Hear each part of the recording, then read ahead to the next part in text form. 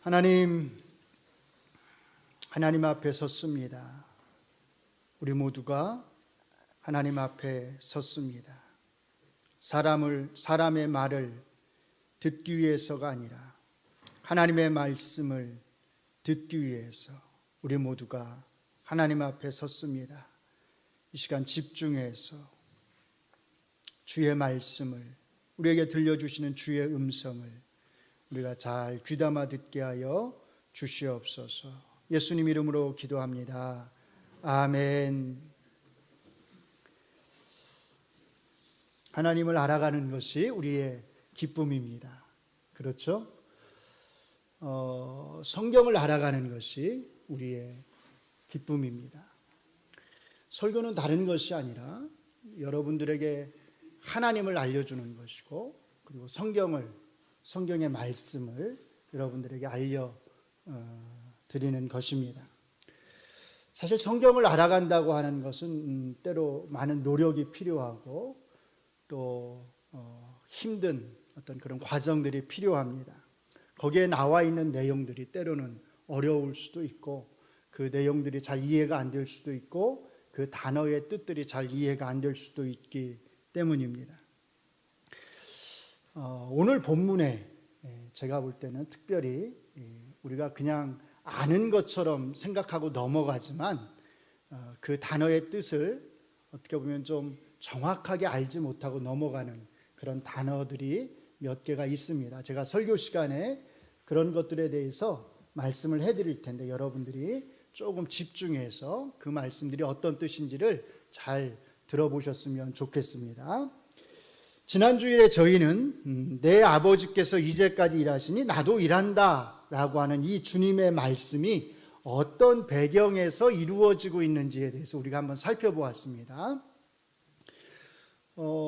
이 배경을, 그러니까 지난주 말씀을 여러분들이 이제 떠올리셔야 되는데, 이 배경을 염두에 두면서 예수님의 이 말씀을 생각을 하면, 예수님이 하신 이 말씀에서 이제까지 일한다라고 이렇게 예수님께서 말씀하셨을 때 이제까지라고 하는 게 이게 어떤 뜻일까? 어떤 의미인지를 우리가 알 수 있습니다. 안식일에도 라고 하는 뜻입니다. 왜냐하면 지난 시간에 우리가 살펴보았듯이 지금 논쟁이 되는 게 뭐냐면 예수님께서 안식일에 병자를 고쳤다고 하는 것이 논쟁이 되었기 때문이고, 그것에 대해서 예수님께서 일종의 변명으로서, 자기 변호로서 아버지께서 지금까지 일하시니 나도 일한다 이렇게 말씀을 하고 계시기 때문입니다. 그러니까 그 배경에 살펴보면 예수님의 말씀을 우리는 쉽게 이렇게 풀어서 설명을 할 수가 있을 것입니다. 내 아버지께서 안식일에도 일하시니 나도 안식일에 일한다, 이런 뜻인 것을 알 수 있습니다. 유대 종교 지도자들은 안식일에도 일을 할 수 있는 분은 오직 누구밖에 없다? 하나님밖에 없다라고 주장을 했습니다. 종교 지도자들이 이렇게 주장할 수밖에 없었던 이유는 하나님은 이 우주 만물을 창조하신 분이실 뿐만 아니라 창조된 이 우주 만물을 어떻게 하신다? 유지하시는 하나님이시다라고 믿었기 때문입니다. 그래서 예수님의 주장의 논리를 우리가 정리하면 이렇게 정리해 볼 수 있습니다. 첫 번째 주장 일이 뭐냐면 하나님만이 안식일에 일을 하실 수 있다입니다. 이것은 예수님과 유대 종교 지도자들이 같이 주장하는 겁니다. 의견을 같이 하는 것입니다. 두 번째 주장은 이제 예수님께서 하신 말씀인데, 예수님도 안식일에 일을 하신다라는 것입니다. 자, 이 첫 번째 주장과 두 번째 주장을 잘 합쳐보시면 결론이 어떻게 될까요? 하나님과 예수님은 동등하신 분이다 라고 하는 것을 알 수가 있습니다. 그래서 18절 말씀처럼 유대의 종교 지도자들은 예수님이 안식일을 범할 뿐만 아니라 하나님을 자기의 친아버지라 하여 자기를 하나님과 동등으로 삼으신다고 해서 예수님을 죽이려고 했던 것입니다. 그러니까 예수님이 하신 말씀의 그 함축된 의미를 종교 지도자들은 제대로 이해했던 것입니다. 예수님은 종교 지도자들의 이런 생각을 부정하지 않으십니다.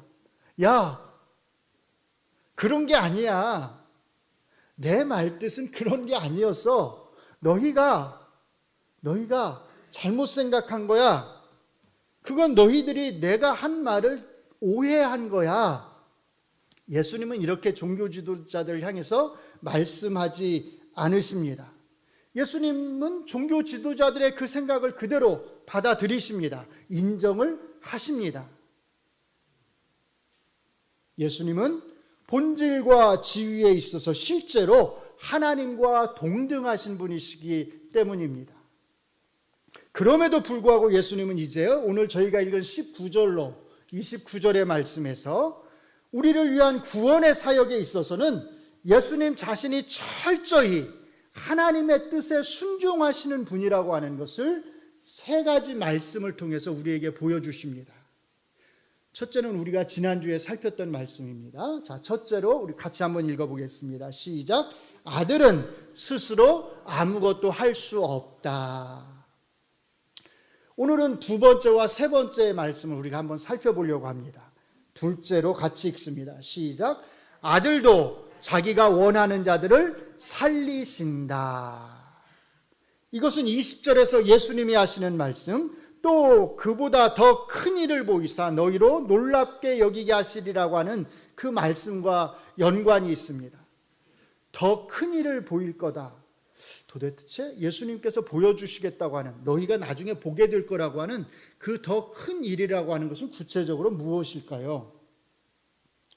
그것은 다른 것이 아니라 예수님께서 이제 그 다음에 하시는 말씀인데, 죽은 자들을 일으켜서 살릴 것이라고 하는 것.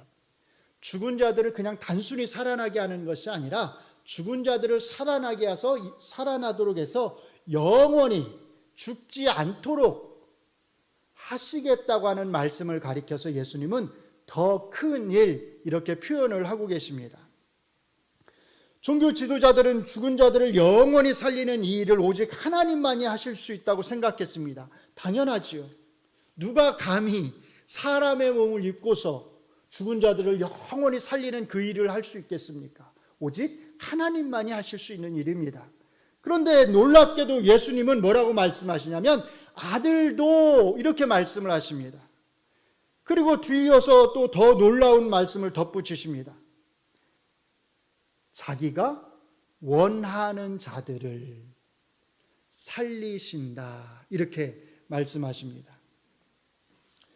그러면 아버지이신 하나님이 살리기 원하는 자들과 아들이신 예수님이 살리기 원하는 자들이 서로 다르다, 이렇게 말씀을 하시는 걸까요? 분명히 그 앞에서 아버지께서 죽은 자들을 살리는 것처럼 이렇게 말씀하셨고, 아들도 자기가 원하는 자들을 살린다, 이렇게 말씀을 하셨으니까 아버지께서 살리는 자들과 아들이 살리는 자들이 서로 다르다라고 하는 것을 예수님께서 지금 함축해서 말씀을 하시는 걸까요? 그렇지 않다라고 하는 것을 우리가 알 수 있습니다. 아버지이신 하나님이 원해서 살리는 이들과 아들이신 예수님이 원해서 살리는 자들은 결국 같은 사람들입니다. 왜냐하면 24절의 말씀이 이렇게 말씀하고 있기 때문입니다. 내가 진실로 진실로 너희에게 이르노니 내 말을 듣고 또 나 보내신 이를 믿는 자는 영생을 얻었고 심판에 이르지 아니하나니 사망에서 생명으로 옮겼느니라. 아멘. 자, 이 말씀을 한번 잘 여러분들이 집중해서 보시면 이 말씀을 통해서 우리가 두 가지를 알 수 있습니다. 첫째로 예수님께서 여기에서 자기가 원하는 자들을 살리신다라고 할 때 이것은 아까 말씀드렸던 것처럼 그냥 죽은 자들을 다시 일어나도록 한다는 그런 의미가 아니라 영생을 주신다는 의미입니다. 영원히 살 수 있는 생명을 주신다는 의미입니다. 둘째로 이것은 예수님께서 그냥 아무나, 예수님이 그냥 원하는 대로, 예수님 마음대로, 마구잡이로 그렇게 아무나 살리신다고 하는 의미가 아니라고 하는 것을 알 수 있습니다. 예수님의 말을 듣고 또 나를 보내신 이를 믿는 자, 바로 그 사람을, 바로 그를 예수님께서 다시 살리시겠다라고 하는 말씀인 것을 알 수 있습니다. 바로 그에게 영생을 주시겠다고 하는 말씀인 것을 우리가 알 수 있습니다. 그리고 이 영생은 이미 이 땅에서 주어진 것임을 알 수 있습니다. 오해하지 마시기 바랍니다. 우리의 영생이 결정되는 것은 우리가 마지막 심판날에 하나님 앞에 섰을 때 그 자리에서 마지막 순간에 결정되는 것이 아닙니다. 사실은 이미 이 땅에서 우리의 영생은 결정되어 있습니다. 이 땅에서 예수님의 말씀을 잘 듣고 우리의 구세주이신 예수님을 통해서 우리가 하나님을 믿는다면 우리는 이미 이 땅에서 영생을 소유한 자들이다라고 예수님께서 말씀을 하십니다. 우리 안에 이미 영생이 있다라고 하는 말씀입니다. 그러면 왜 마지막 날에 심판이 필요한 것일까요? 왜 우리는 마지막 날 모두가 하나님 앞에 서야 하는 것일까요? 마지막 심판 때에는 우리가 이미 얻은 이 영생을 확증하고 예수님의 그 비유의 표현을 빌면 양과 염소를 갈라놓듯이 그렇게 영생을 얻은 자와 영생을 얻지 못한 자를 갈라놓는 바로 그 일을 하게 될 것이기 때문에 마지막 심판이 필요한 것입니다. 지금 이 땅에서는 우리가 알 수가 없습니다. 왜냐하면 영생을 얻은 자와 영생을 얻지 못한 자들이 함께 섞여서 살아가고 있기 때문입니다. 그러나 마지막 심판 때에는 이 둘이 아주 명확하게 양과 염소처럼 갈라서게 될 것입니다. 우리가 지금까지 살펴본 요한복음 4장까지의 이 말씀 안에서 예수님을 믿고 이미 그 안에 영생을 소유한 사람들이 있습니다. 믿는 자에게는 이미 영생이 있다고 말씀을 하셨잖아요. 우리가 지금까지 살펴본 4장까지의 말씀에서 예수님을 믿는 사람들이 있었습니다. 누구일까요? 혹시 기억하시나요? 첫째로 예수님의 제자들입니다. 요한복음 2장 11절을 읽어드립니다. 예수께서 이 첫 표적을 갈릴리 가나에서 행하여 그의 영광을 나타내심에, 그 다음 같이 읽습니다. 시작. 제자들이 그를 믿으니라. 둘째로는 저희가 살펴보았던 사마리아인들이 있습니다. 4장 42절의 말씀을 읽어드립니다. 그 여자에게 말하되 이제 우리가 믿는 것은 내 말로 인함이 아니니 이는 우리가 친히 듣고 그가 참으로 세상의 구주신 줄 알미라. 마지막 세 번째 또 있습니다. 요한복음 4장에 보면 왕의 신하의 가족들이 있는데 이 이야기는 저희가 이제 다루지 않았기 때문에 제가 간단하게 좀 설명을 덧붙이도록 하겠습니다. 한 신하가 자기 아들의 병을 고치기 위해서 예수님을 찾아와서 예수님, 가버나움에 내려오셔서 거의 죽어가는 제 아들을 좀 살려주세요. 이렇게 예수님에게 부탁을 합니다. 이때 예수님은 이 신하에게 너희는 표적과 기사를 보지 못하면 도무지 믿지 않을 것이다. 이렇게 말씀을 하십니다. 이게 무슨 뜻일까요? 너희는 도대체가 표적이나 기사를 보지 않으면 믿지 않는다. 왜 예수님은 좀 갑작스럽게 이런 말씀을 하시는 걸까요? 이 신하는 예수님에게 자기의 죽게 된 아들을 고쳐달라고 부탁을 했는데 예수님은 거기에 맞는 답변을 하시는 것이 아니라 마치 동문서답을 하시는 것처럼 너희는 표적과 기사를 보지 않으면 도무지 믿지 않는다. 이렇게 대답을 하십니다. 예수님의 대답을 들은 신하는 이런 예수님의 대답에 아랑곳하지 않고 다시 한번 주여 내 아이가 죽기 전에 내려오소서라고 간절하게 간구합니다. 그리고 이 간구에 이번에는 예수님이 가라. 내 아들이 살아있다. 그러니까 나았다. 이렇게 말씀을 하십니다. 이 신하는 어떻게 반응했을까요? 예수님은 방금 전에 이 신하를 향해서 너희는 표적과 기사를 보지 않으면 도무지 믿지 않는다라고 이렇게 말씀을 하셨습니다. 이 신하는 예수님에게 표적과 기사를 구했을까요? 예수님, 만약에 제 아들이 살아있다면, 제 아들이 살아있다고 말씀을 하셨는데 정말 그렇다면 제 아들이 낳았다고 하는 표적과 기사를 저에게 보여주시기를 원합니다. 그러면 제가 믿겠습니다. 이렇게 이 신하가 반응을 했을까요? 4장 50절은 이 신하의 반응을 이렇게 기록하고 있습니다. 예수께서 이르시되 가라, 내 아들이 살아있다 하시니, 자, 그 다음에 같이 읽습니다. 시작. 그 사람이 예수께서 하신 말씀을 믿고 가더니, 뭐라고요? 예수께서 하신 말씀을 믿고 갔다, 이렇게 말합니다. 이 신하는 다른 많은 사람들이 하는 것처럼, 예수님이 말씀하신 것처럼 표적이나 기사를 보여주면 제가 믿겠습니다라고 말하지 않았습니다. 표적이나 기사를 보여주면 내 아들이 낳았다고 하는 예수님의 말씀을 제가 믿고 그냥 가겠습니다라고 이렇게 말하지 않았습니다. 그냥 믿었습니다.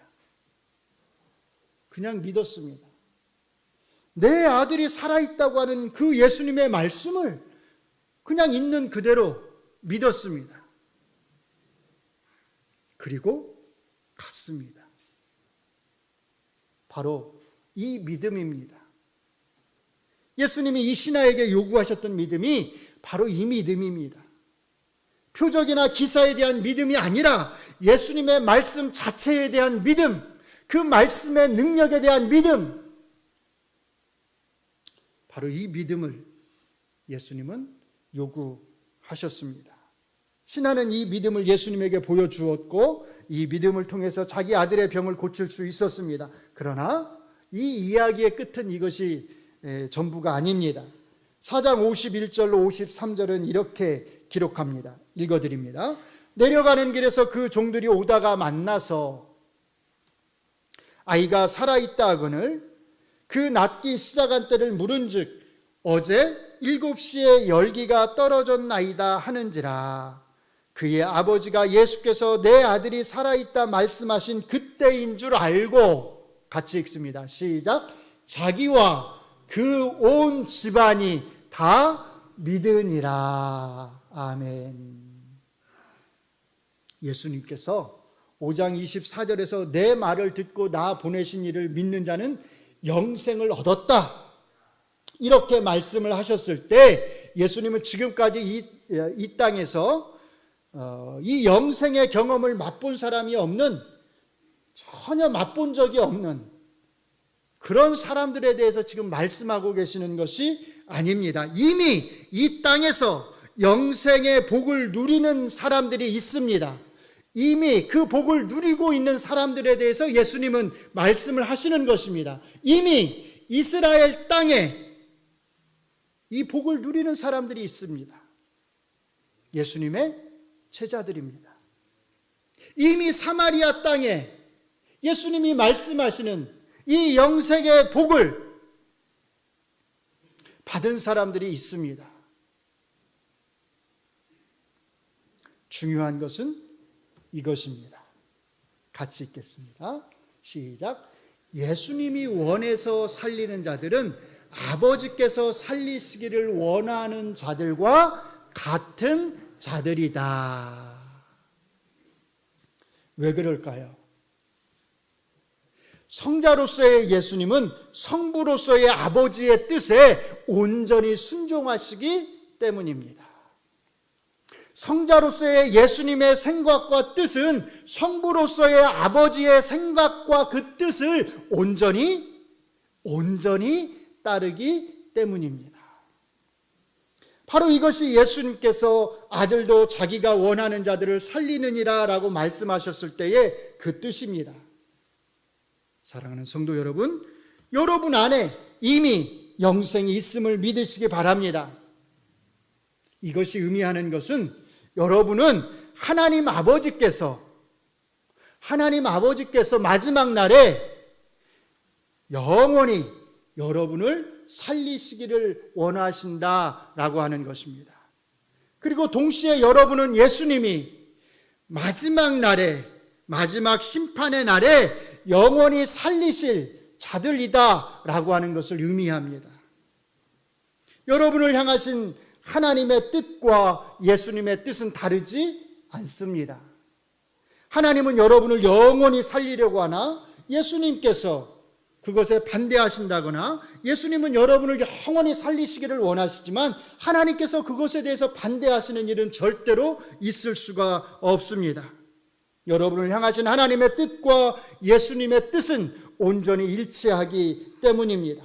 예수님께서 철저하게 하나님 아버지의 뜻에 순종하시며 그 하나님 아버지의 뜻에 따라서 예수님은 일을 행하시기 때문입니다. 예수님이 여러분을 영원히 살리시기를 원하신다고 하는 그 사실을 의심 없이 믿을 수 있기를 바랍니다. 여러분이 정말로 예수님의 말씀을 통해서 하나님을 믿는다면 여러분은 이것을 절대로 의심할 이유가 없습니다. 의심하지 않으셔도 좋습니다. 충분히 믿을 만한 말씀입니다. 그러나 여러분이 이 자리에 나와서 예배를 드리고 있지만 아직도 예수님의 구원자 되심과 하나님에 대한 절대적인 믿음이 없다면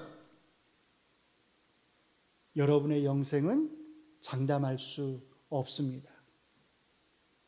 죄송하지만 이것이 사실입니다. 이것이 팩트입니다. 아직 믿음의 확신이 없으신 분이 계시다면 하나님 앞에 믿음을 달라고 간절히 기도하시기 바랍니다. 내가 믿나이다. 나의 믿음 없음을 도와주소서. 이렇게 간절히 예수님을 향해서 외쳤던 마가복음 9장에 나오는 귀신 들린 아이의 아버지의 외침이 믿음이 없는 여러분의 외침이 되시기를 바랍니다.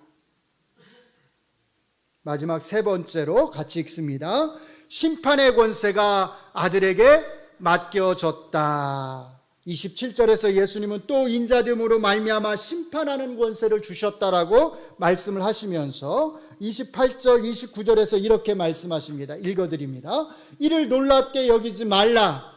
무덤 속에 있는 자가 다 그의 음성을 들을 때가 오나니, 같이 읽습니다. 시작. 선한 일을 행한 자는 생명의 부활로, 악한 일을 행한 자는 심판의 부활로 나오리라. 아멘. 잠깐만 제 말에 조금 더 집중해 주시기 바랍니다. 아주 중요한 말씀이 나옵니다. 선한 일을 행한 자는 뭐라고요? 생명의 부활로 나온다. 선한 일을 행한 자는 생명의 부활로 나온다. 이 말씀의 뜻을 잘 이해하셔야 됩니다. 지금 예수님은 우리가 선한 일을 통해서 선한 행위를 함으로써 구원을 얻게 된다고 하는 그런 말씀을 하시는 걸까요? 행위 구원에 대해서 예수님은 지금 말씀을 하시는 걸까요? 지금 분명히 예수님은 그렇게 말씀하십니다. 선한 일을 행한 자가 생명의 부활로 나온다. 그런데 그렇지 않습니다. 우리가 성경을 제대로 잘 이해하려면 제가 늘 여러분들에게 수없이 강조하잖아요. 성경에서 사용되는 그 표현법과 앞뒤의 문맥을 잘 생각해야 된다. 왜냐하면 때로 같은 의미가 약간 바뀌어서 앞과 뒤에서 사용될 수 있기 때문입니다. 이 말씀도 마찬가지입니다. 여기에서의 선한 일은 사람들이 행하는 도덕적인 행위를 가리키는 것이 아님을 우리는 분명히 알 수 있습니다. 어떻게 알 수 있느냐? 24절과 29절의 말씀을 비교해 보시면 분명히 알 수 있습니다. 한번 표를 봐주시기 바랍니다. 자, 이 표를 보시면 먼저 빨간 글씨를 보시면 영생이라고 하는 단어와 생명의 부활이라고 하는 표현이 있습니다. 그렇죠? 이것이 어떻게 쓰였냐면 같은 의미로 쓰였습니다. 영생이 따로 있고 생명의 부활이 따로 있는 것이 아닙니다. 이렇게 뒤에서 같은 의미로 쓰였다면 저기 파란색으로 되어 있는 것, 저것도 어떨까요? 같은 의미로 쓰였다라고 하는 것을 알 수가 있습니다. 표현만 바뀐 것뿐입니다. 그러면 선한 일을 행한 자는 24절의 표현으로 하면 누구를 가리키는 걸까요? 내 말을 듣고 또 나를 보내신 이를 믿는 자를 가리키는 것을 알 수가 있습니다. 그냥 쉽게 표현하면 선한 일을 행한 자는 누구냐? 그냥 믿는 자입니다. 예수님을 믿고 하나님을 믿는 자를 가리켜서 예수님께서는 여기에서 선한 일을 행한 자, 그냥 그렇게 표현을 하시는 것뿐입니다. 따라서 29절에서 선한 일을 행한 자는 우리가 그냥 얼핏 보기에 느껴지는 것처럼 그렇게 착한 일을 많이 하는 사람, 도덕적으로 선을 행하는 사람을 가리키는 것이 아니라 앞에서 예수님께서 계속해서 반복해서 말씀하셨던 것처럼 예수님을 통해서 하나님을 믿는 사람을 가리키는 것임을 우리가 알 수 있습니다. 사랑하는 성도 여러분, 우리 모두가 마지막 날에 예수님을 심판주로 마주해야 합니다. 하나님 아버지께서 아들 하나님이신 예수님에게 심판을 맡기셨기 때문입니다. 이 심판에 있어서도 예수님은 하나님의 뜻에 온전히 순종하실 것입니다. 예수님 자신의 심판이 하나님 아버지의 심판이 되도록 그렇게 하실 것입니다. 그러나 우리는 두려워할 필요가 없습니다. 다시 한번 강조해서 말씀드리지만 우리는 마지막 날 예수님의 심판대 앞에서 우리가 양의 편으로 심판을 받을지 너는 양의 편으로 가거라, 아니면 우리가 염소의 편으로 심판을 받을지 너는 저리로 가거라, 이렇게 마음을 졸이면서 우리는 그 앞에서 기다릴 필요가 없습니다. 나는 어느 쪽으로 갈까 불안해하면서 기다릴 필요가 없습니다. 우리에게는 이미 이 땅에서 영생의 심판이 내려져 있습니다. 이것이 예수님의 약속입니다. 이 약속을 믿으시기 바랍니다. 그래서 마지막 심판날에 우리에게는 이제 생명의 부활이 기다리고 있는 것입니다. 그래서 예수님이 심판하시는 그날은 우리가 두려워하거나 그날이 안 왔으면 좋겠다, 그날이 날 피해갔으면 좋겠다, 이렇게 두려워하는 그런 날이 아닙니다. 그날은 우리가 소망하는 날입니다. 우리가 고대하는 날이고 우리가 기쁨으로 기다리며 맞이하는 날입니다. 바로 그날이 예수님의 심판의 날입니다. 예수님의 심판의 날을 소망하시기 바랍니다. 그날이 속히 올 수 있기를 고대하시기를 바랍니다. 그리고 그날이 올 때까지 하나님이 여러분 안에 두신 그 믿음으로 믿음의 선한 싸움을 잘 싸워나가시기를 바랍니다. 이제 말씀을 정리하고자 합니다. 예수님은 자기를 박해하고 죽이려 하는 종교 지도자들을 향해서 내 아버지께서 이제까지 이 안식일에도 일을 하시기 때문에 나도 안식일에 일한다고 말씀을 하심으로써 예수님 자신과 아버지이신 성부 하나님께서 동등하신 분이라고 하는 것을 분명하게 밝히셨습니다. 그럼에도 불구하고 예수님은 자기 자신이 철저히 구원 사역에 있어서 아버지 하나님의 뜻에 순종해서 일하시는 분이심을 오늘 본문을 통해 세 가지 말씀을 통해서 우리에게 보여주셨습니다. 첫째로 아들은 자기 스스로 아무것도 할 수 없다고 말씀하셨습니다. 둘째로 아들도 자기가 원하는 자들을 살리신다고 말씀하셨습니다. 마지막 세 번째로 심판의 권세가 아들에게 주어졌다고 말씀을 하셨습니다. 죽은 자들이 하나님의 아들의 음성을 들을 때가 반드시 올 것입니다. 무덤 속에 있는 자가 다 그의 음성을 들을 바로 그날이 반드시 올 것입니다. 바로 그날에 선한 일을 행한 자, 예수님의 말씀을 듣고 하나님을 믿은 자는 생명의 부활을 얻게 될 것입니다. 바로 이 자리에 앉아 계신 여러분들이, 바로 여러분들이 그 생명의 부활을 얻는 자들이 되시기를 주의 이름으로 축원합니다. 한 가지만 잘 기억하시기를 바랍니다. 이미 이 땅에서 영생의 약속을 얻은 자들로서, 영생을 이미 소유하고 있는 자들로서 우리가 해야 할 일은 성자 예수님께서 성부 하나님의 뜻에 죽기까지 순종하셨듯이, 철저히 복종하셨듯이, 우리는 하나님 앞에서는 그날까지 하나님의 뜻에 철저히 온전히 순종해야 한다는 것입니다. 우리의 이 철저한 순종을 통해서, 우리의 온전한 순종을 통해서 오직 하나님만이 영광을 받으시기를 원합니다. 기도하겠습니다. 하나님, 우리에게 귀한 믿음의 은혜를 허락하셔서 우리 안에 영생의 소망을 주심을 감사합니다.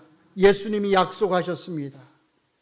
그래서 우리는 의심하지 않고 이 영생의 약속을, 우리 안에 있는 이 영생을 굳건하게 믿습니다. 이제 우리는 하나님 앞에서 철저히 순종하면서, 온전히 순종하면서 하나님의 영광만을 위하여서 살아가기를 원합니다. 우리 스스로 할 수 없음을 주께서 아시오니 우리가 할 수 있는 힘과 능력을 주의 성령께서 우리에게 허락하여 주시옵소서. 예수님 이름으로 기도합니다. 아멘.